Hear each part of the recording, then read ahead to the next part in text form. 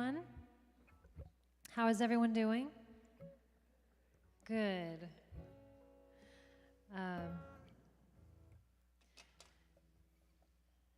Let's take a breath together. I need it. Maybe you need it too. And from wherever you are, whatever internal weather space you're coming to us, if you feel stormy or if you feel sunny, just let that be what it is and take a deep breath together. And breathe out. However you arrived this morning, let it go, even if it's just for the next hour. And let Spirit be with you. If you're willing and able, let's stand for some worship.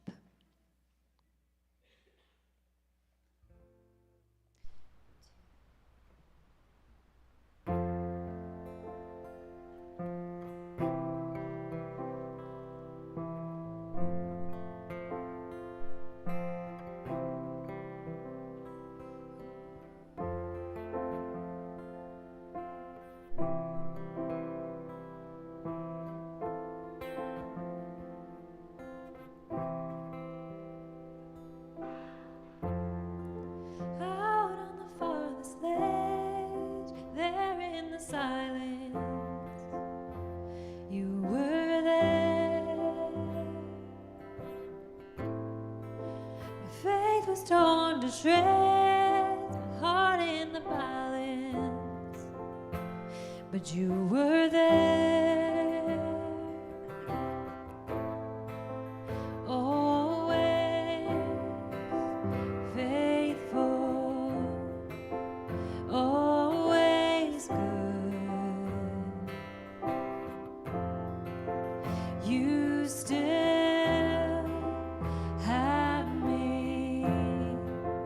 you still have my heart.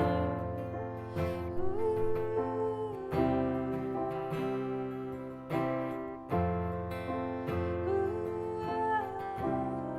Ooh. I thought I had seen the end, everything broken, but you were there.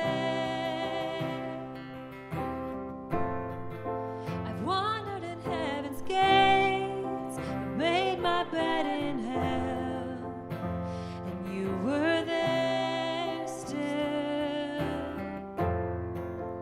always faithful, always good. You still have me.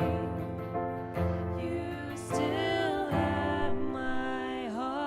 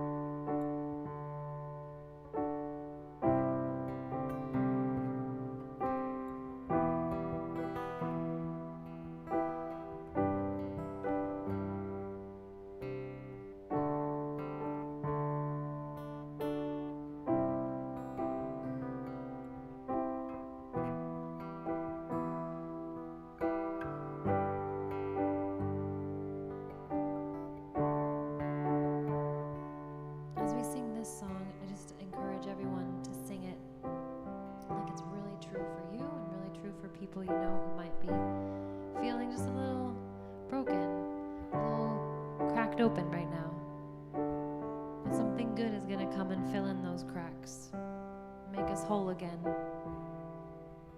So whether that's you right now, whether you're thinking of the conflict in the Middle East, whether there's something with family or neighbors, sing it believing that we can be made whole again.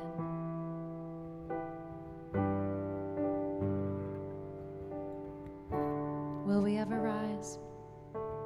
Will we ever rise? Will we ever rise above the fear? Can we learn to see the need? Can we share humanity? Oh, I can see another day come. Broken people, we can be made whole. We can be made whole.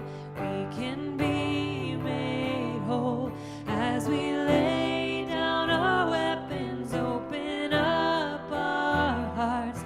Love is breaking us, love remaking us. Will we ever rise? Will we ever rise above the pain?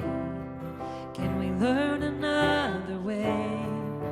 Forgive as you forgave. Oh, I can see another day come. Broken people, we can be made whole. We can be made whole. We can be made whole as we lay down our weapons, open up our hearts. Love is breaking us, love remaking us. Come heal now, take away the blindness, so we can see as we were meant to see. I feel like devastating darkness, for I can see another day come. Oh, I can see another day come. Broken people, we can be made whole.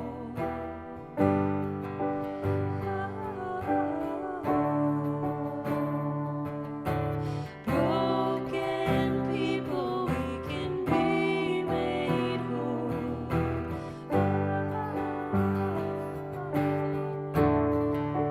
Broken people, we can be made whole. We can be made whole. We can be made whole as we lay down our weapons, open up our hearts. Love is breaking us, love remaking us. Oh, broken people, we can be made whole. We can be made whole. We can be made whole as we lay down our weapons, open up our hearts. Love is breaking us, love remaking us. Will we ever rise? Will we ever rise?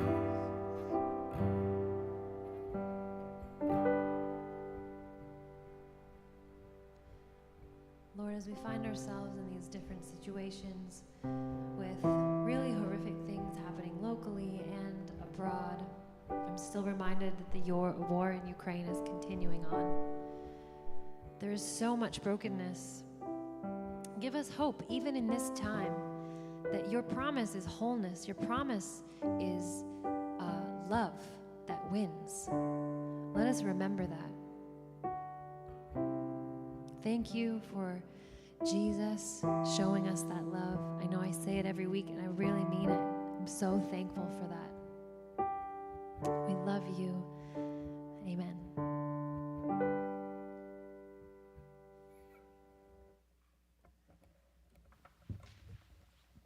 Good morning, Life Church.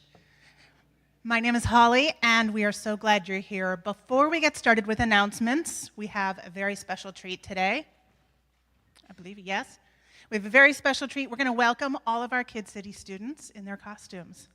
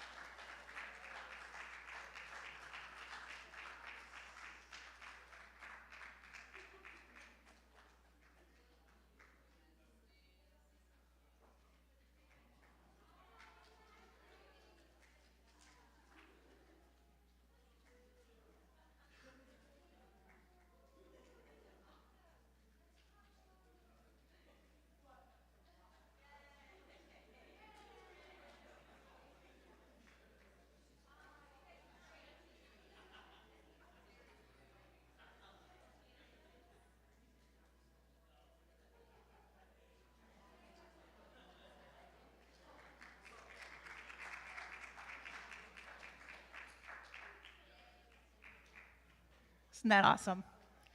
So they're going to have a lot of fun today and hopefully wear down a little energy. I know we're approaching a big week for kids. So Life Church strives to be a safe place to explore faith. If you showed up today believing that God, church, and faith are things that ground you and give you hope, you are welcome here. If you joined us here today with some hesitation, some nervousness, wondering if there's anything here for you, you are welcome here. You are welcome with your questions, your doubts, your hopes, and your curiosities. Whatever brought you here today, you are welcome, and we're so glad you're here. So please take a minute to fill out the digital connection card. It can be found in the Life Church app. Whether you're joining us in person or online, the connection card is a great way to let us know you are connecting with us. You can give us feedback, share a prayer request, or ask for more information. If you haven't already downloaded the Life Church app, you can find it anywhere you get your apps. Simply search for Life Church Lancaster. For those of you who invest financially in Life Church, thank you. We could not do what we do without your generosity.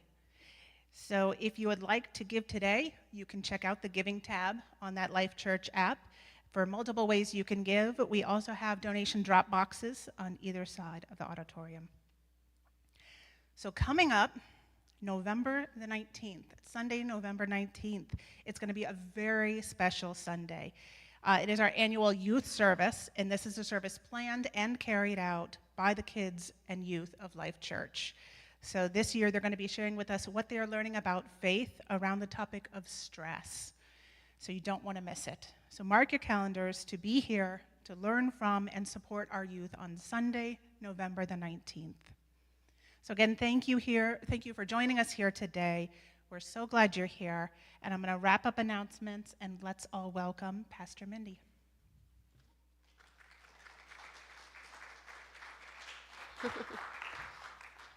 Good morning. Thank you all for coming today. Before we jump into the message, I have a few things we need to take care of together. For one, we are a community of a lot of readers, right? If you're not a reader, it's okay. We're not 100% all book readers. But those of you who like to read, we wanted to make you aware of some of the upcoming speakers that we have coming in because they have some books that you might want to be reading. Now, we've announced this before, but I wanted to actually take just a second to show you some of the books and the titles, and the authors who are going to be coming up. So if you could start me off. Coming in December of 2023 for our Peace Weekend, for Advent, Drew Hart is coming. and he's going to be speaking with us. We were really lucky because he had an opening in his schedule, which is what enabled him to be able to come. Drew Hart is an author, he's an activist, he's a public theologian, he's a church anti-racism leader, and he's a social change practitioner. He's also professor of theology at Messiah University. He has 10 years of pastoral experience and is the recipient of multiple awards for peacemaking. So he'll be speaking to us on Peace Week during our Advent series, and if you're interested, this is his most recent book. We always invite the guest speakers who come in who have books, we invite them to bring them. So if you want to pick one up when he is here, we have asked him to bring those just to be available to anyone who might want to, purchase and read.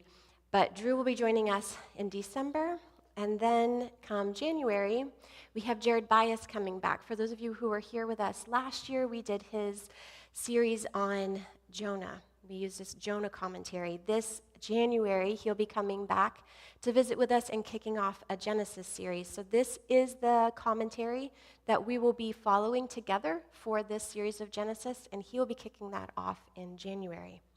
The next one,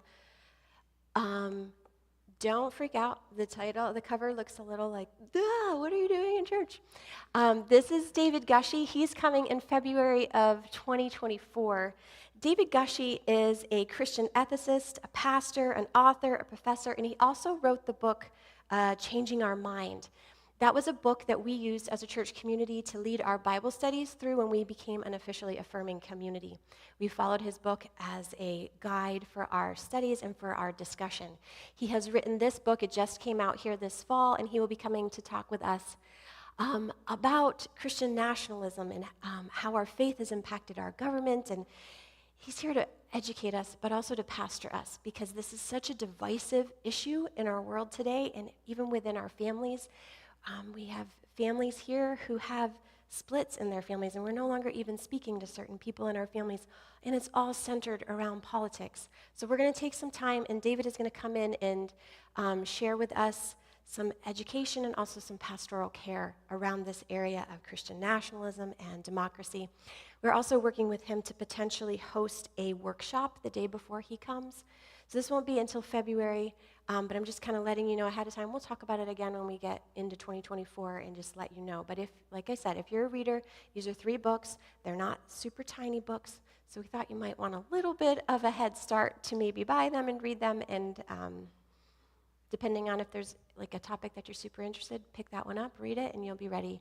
You do not have to read them to come to church on Sunday and to hear a message and to be encouraged and cared for and to be given some ideas that we can explore together. But they are out there if you're interested, if you are a reader. Those are the 3. Okay, the next thing we're going to do is we're going to take just a couple minutes to do a quick survey. We do this every year. For Advent, we always have a Christmas offering or an Advent offering.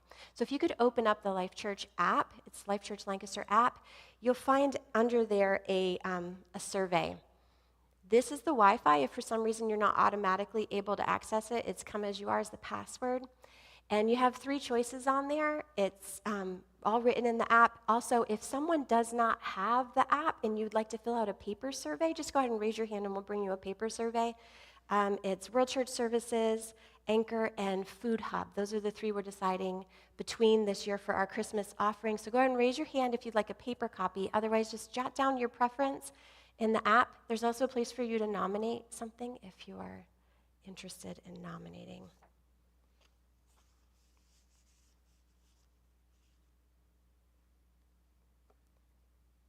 I'm going to put pictures up there while we wait. I'll give you just a couple minutes.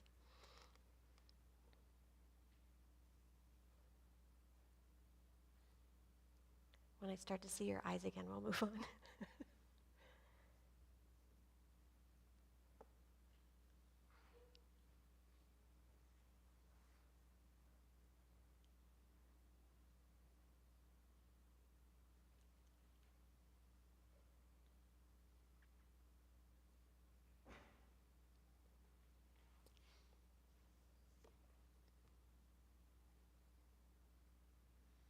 All right, thank you.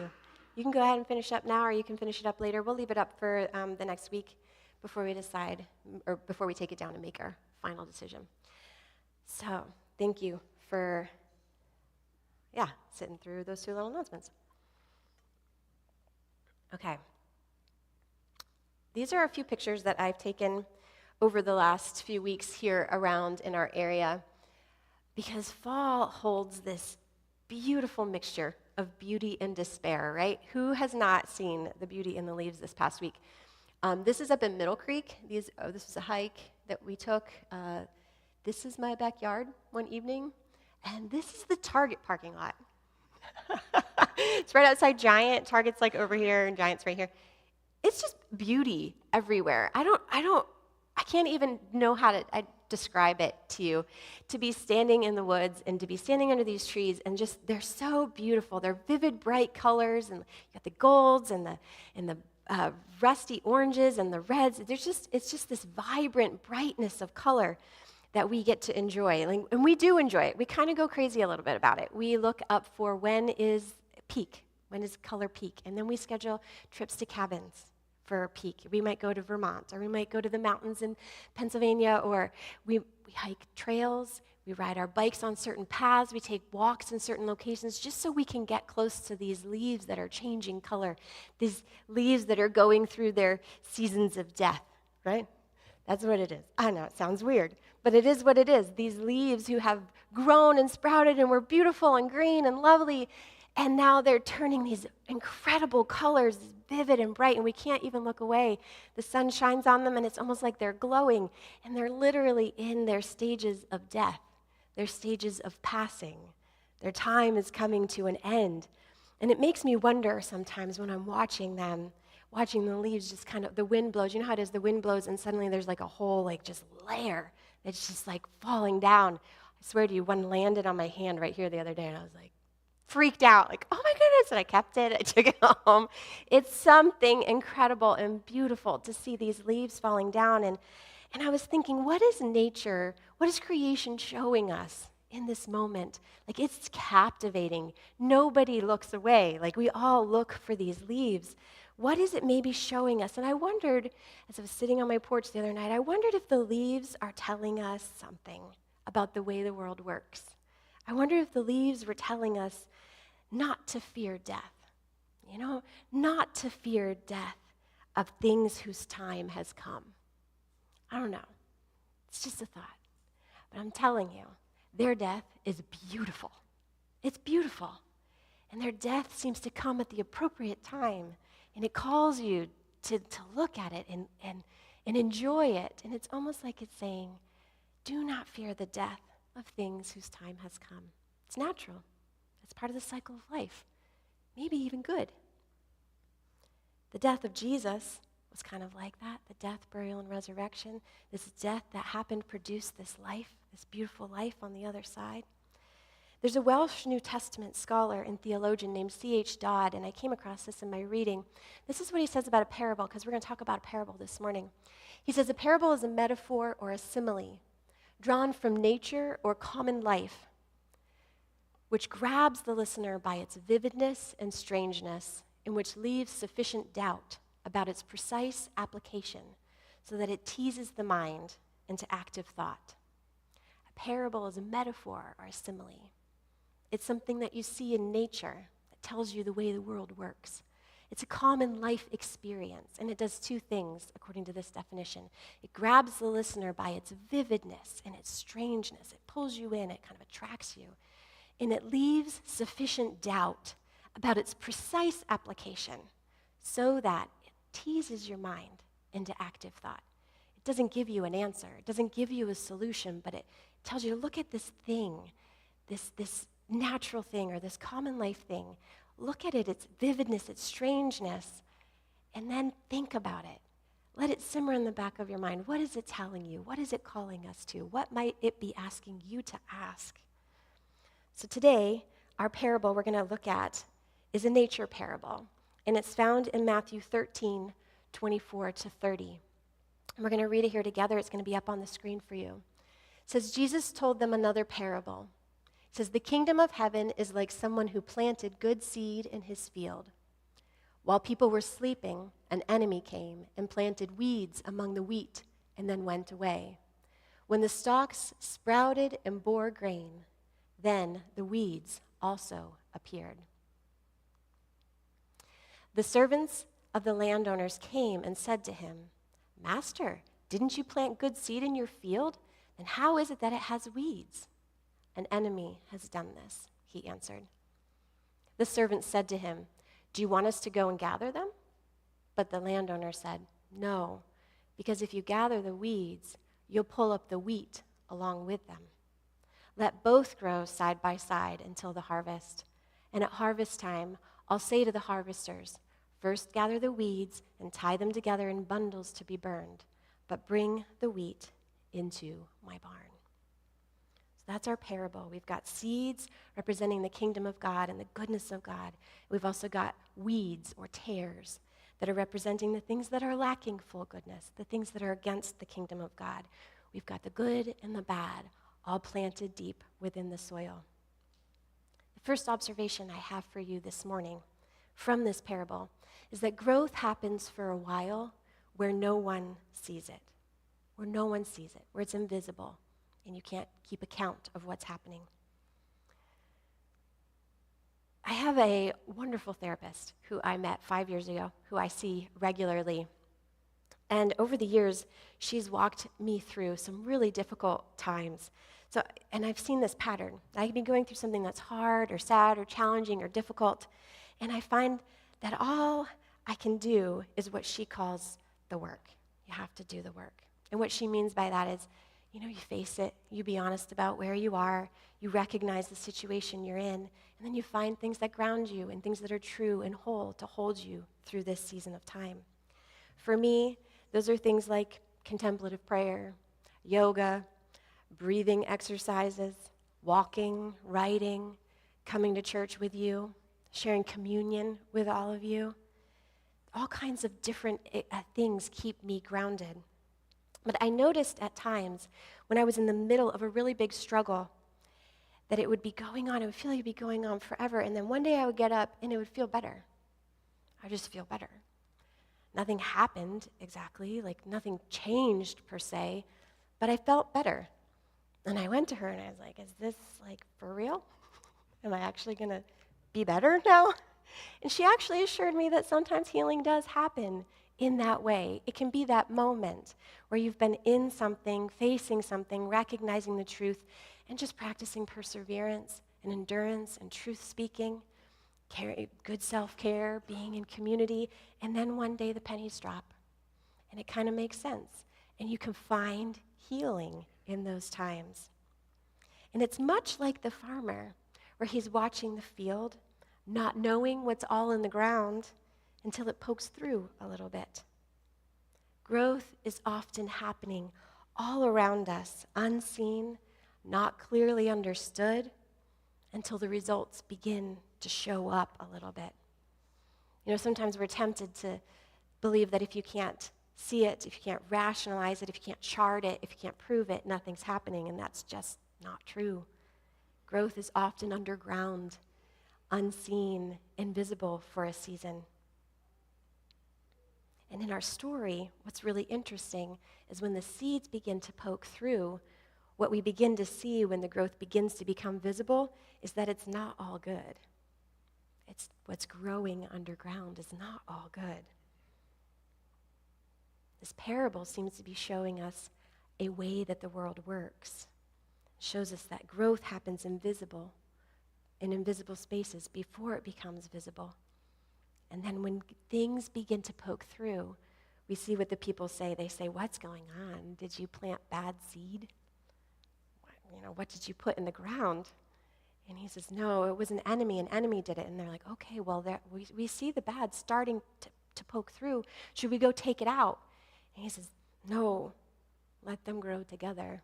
You have to let them grow together until harvest time." Which takes me to the next observation for you, for all of us. Growth involves a tension between both good and evil, between healthy and unhealthy, right and wrong, what is and what you want to be. Growth, by nature of what it is, just includes this tension, good and bad. Growth is this process that not only happens where you can't see it, where it's invisible, begins to stir underground, but it contains this tension of good and evil, not either or, but rather both and. And the wheat and the tares, they grow together.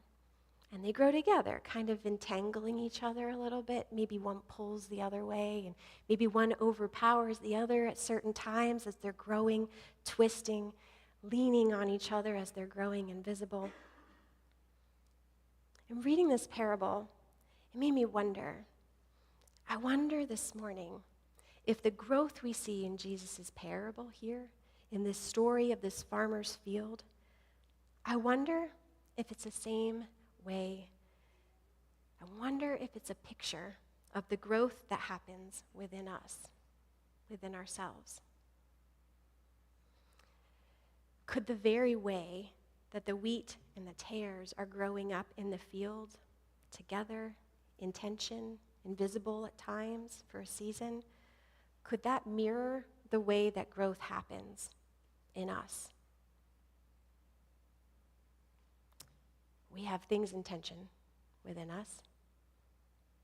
The way things are and the way we want them to be.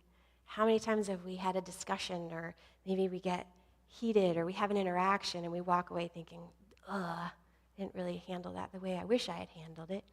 I think that's kind of the result of this tension that's inside of us. You know, the way things are, the way we want it to be, the healthy, the unhealthy, the good, the bad, they're kind of just pushing against each other. Sometimes one gets a little higher than the other. Sometimes one overpowers the other.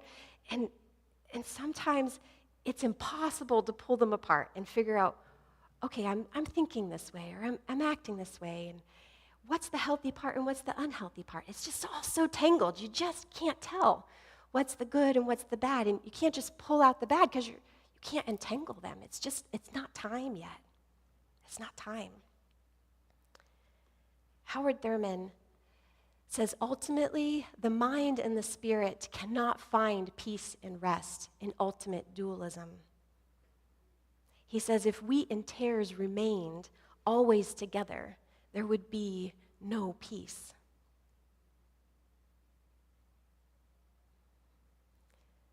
Thurman says about this parable, he says that it's showing the way the world works. And this is what he says. He says, I think it's saying that the world doesn't ultimately sustain the bad. The world doesn't ultimately sustain the bad.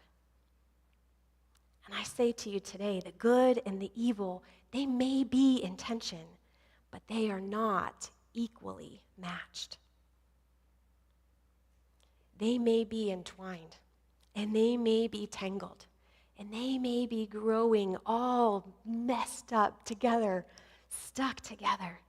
But they, the good and the bad, the healthy and the unhealthy, they are not equal in lasting strength. Verse 30 says, let both grow side by side until the harvest.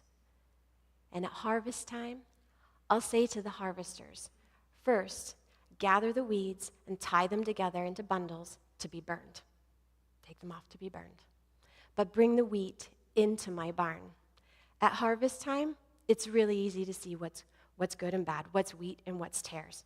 At that point in time, you pull out the bad. After you've surrendered to the process of growth, after you've waited for things to have the time to percolate, to stir, to grow, to do what they need to do, there will come a time, a harvest time, a judgment day, an end point when it will be clear what is the wheat and what is the tares. At that point, he says, remove the tares, bind them together, burn them. They are no more. They will end. But bring the wheat into my barn. And what happens to the wheat? We eat the wheat. It sustains us. It gives us nutrition. It gives us what we need to continue to move forward. And I wonder, maybe in this parable, Jesus is showing us how the world works. How the world works. In the story at harvest, those tares, that bad stuff, they are removed and burned. They are no more. They end and they lose. But after the growth comes and those tares are removed, the good remains. The wheat remains. It stays steady.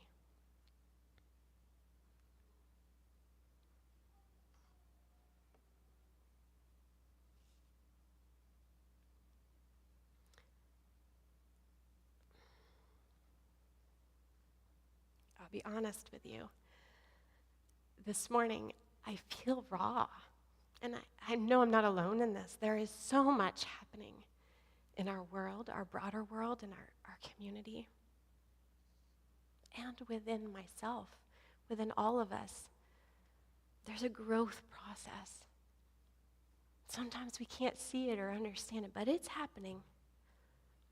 And as it pokes through, I think one of the things that this parable might be saying is, as it pokes through, you'll be able to tell.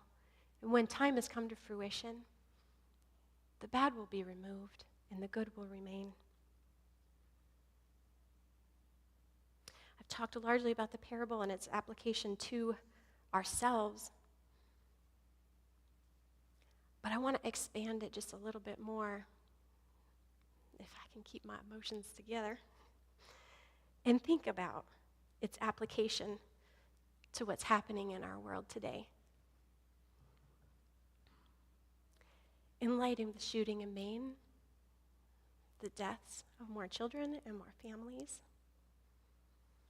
the Israeli and Palestinian conflict, what's happening in Gaza, the videos that we've seen, the dehumanization of so many people, the trauma and the despair. I wonder this morning when I read this parable about these seeds that are planted and growing up in this tension. And then the evil's removed and the good remains. Do you think maybe this parable is a call to hope? I'm sure we have not seen the last horrific video of what's happening in our world in places that we don't see. I'm sure that we have not experienced our last shooting. We have lost 2 youth from our LGBTQ community within the past month. I'm sure they won't be the last. And it breaks my heart. But as we stand in this place of growth, recognizing where we are in this space of tension, could this parable maybe be telling us how the world works? And as we face this truth and do the work, that maybe we could hope that in the end, the wheat remains and the good perseveres. Do you think maybe it's a call to us Jesus followers?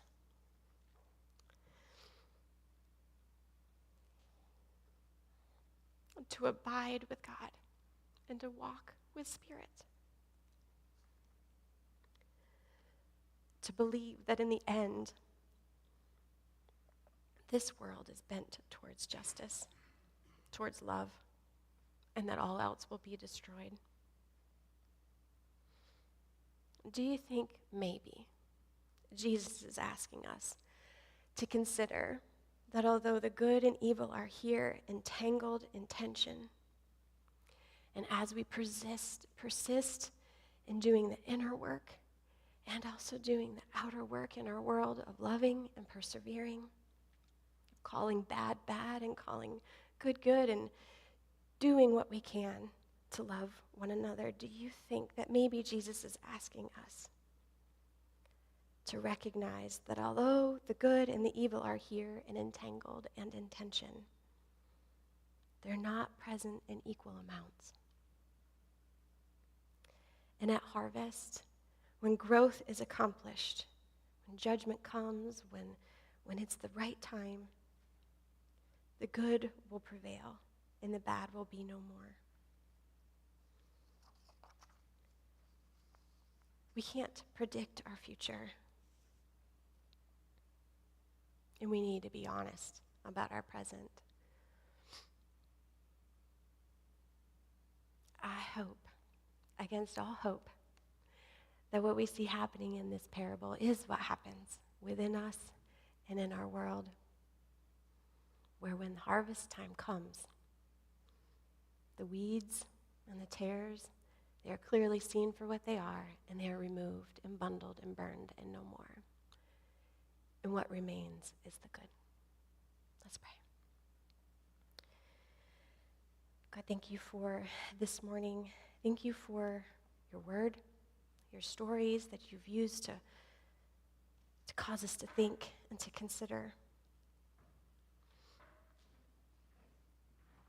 The experiences, the things that we are living through right now are heart-wrenching and not at all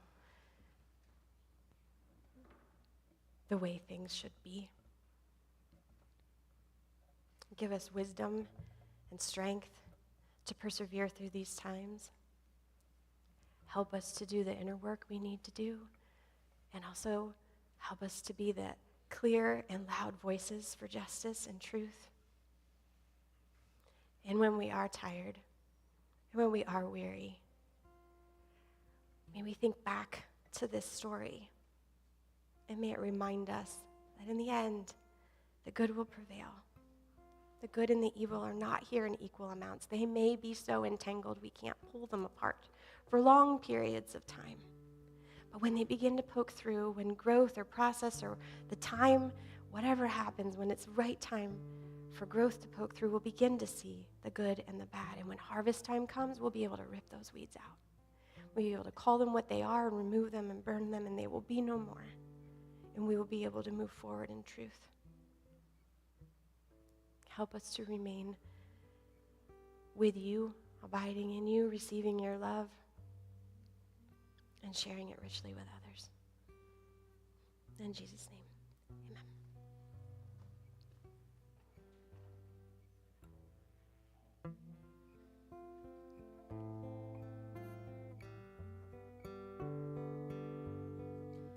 Would you stand if you're willing and able?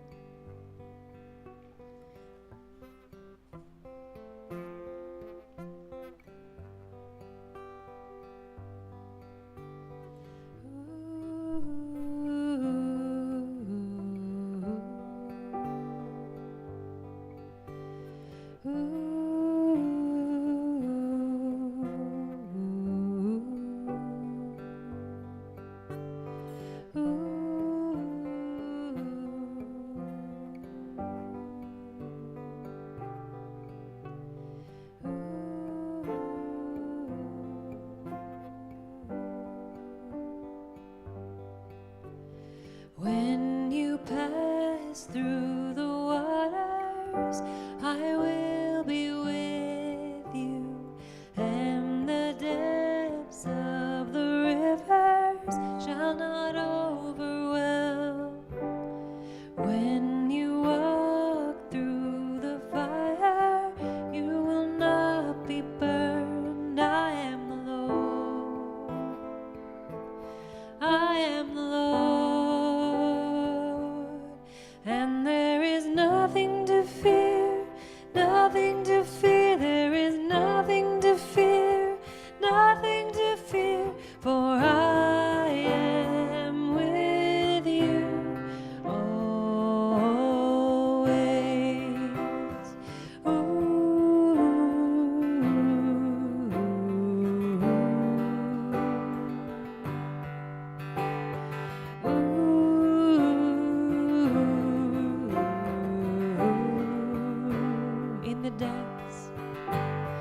In the depths of your sorrow, I wept beside you.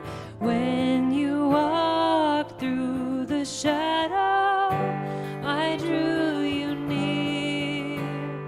Yesterday, today, tomorrow, always the same. I am the Lord. I am the Lord, and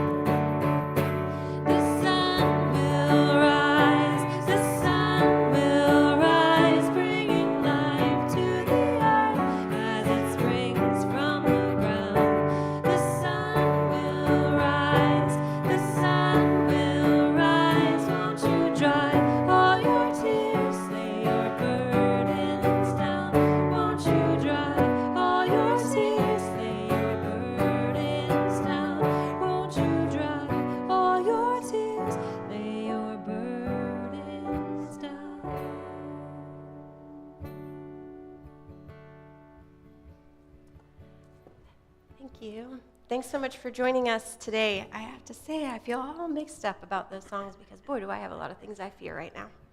I do, just to be honest. I got a lot of things. I am afraid, fearful, angry about a lot of things.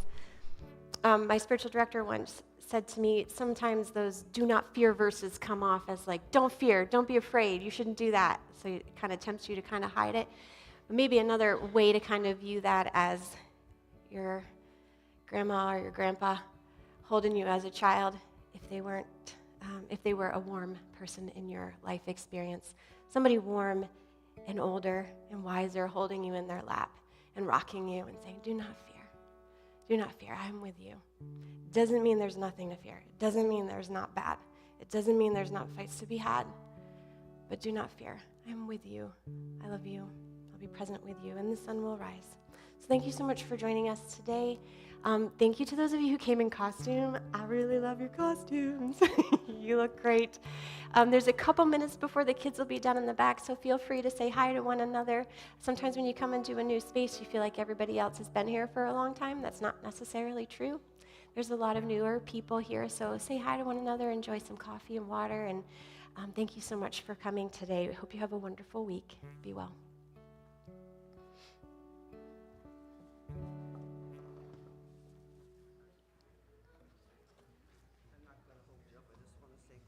Yeah.